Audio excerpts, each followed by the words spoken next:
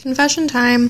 I actually hate making cake pops, but as much as I hate making them, my daughter loves to eat them, so for her birthday I decided to make some anyway.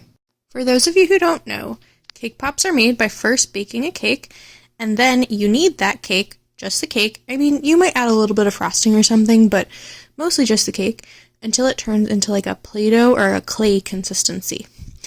That's the dough that you use to make your cake pops, and then you take that stuff and you roll it or shape it into your cake pops. Shaping the cake pops and dipping them in chocolate are my two least favorite parts of this process.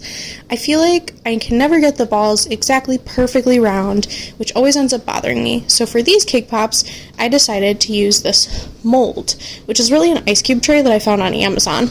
My daughter's birthday party was Twottifruity themed, so I wanted these to be in the shape of fruits. The ice cube tray worked pretty well for this, and I was really happy with the results. I did have some issues though, especially with demolding the little small parts like the stems and the leaves, but I think that was more so because my dough was too fragile and maybe a little bit too dry to capture all of those details perfectly.